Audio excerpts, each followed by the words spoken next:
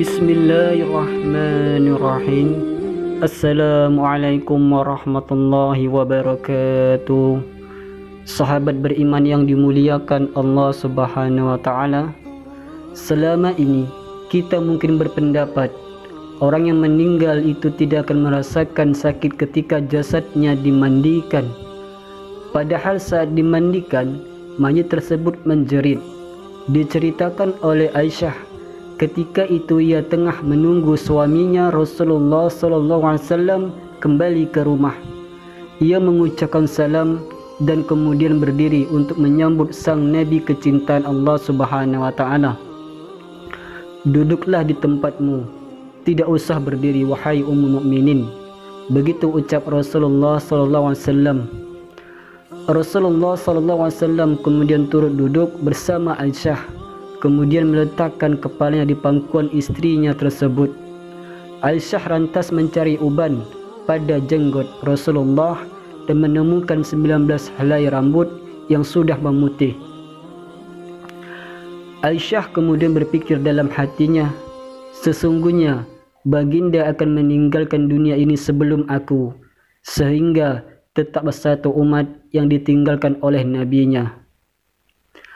Maka ia pun menangis sehingga mengalir air matanya jatuh menitis pada wajah baginda Rasulullah. Sadar akan terkena tetesan air mata istrinya, Rasulullah pun kemudian terbangun dari tidurnya. Wahai Ummul Mukminin, apa yang membuatmu menangis? Tutur Rasulullah. Aisyah kemudian menceritakan apa yang ia rasakan setelah melihat uban-uban Rasulullah SAW tersebut.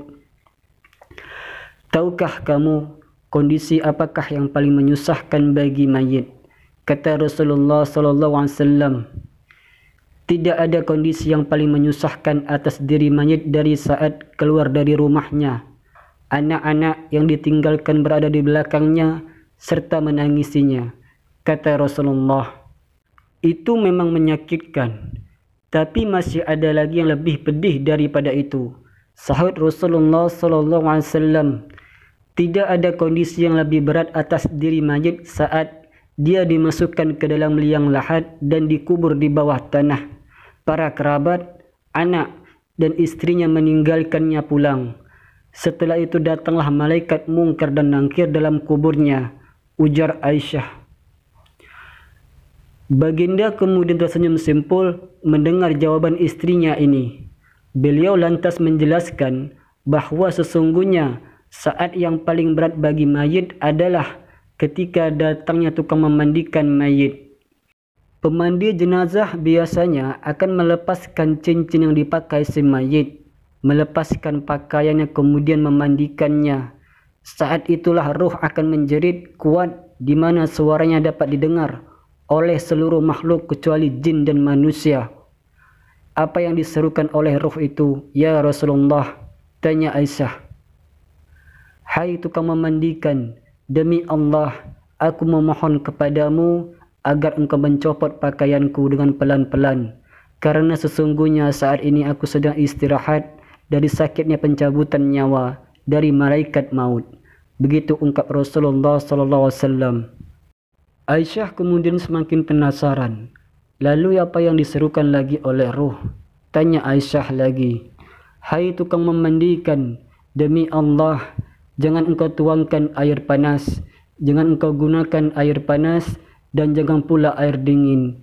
Sesungguhnya jasadku telah terbakar sebab dicabutnya nyawaku, papar Rasulullah.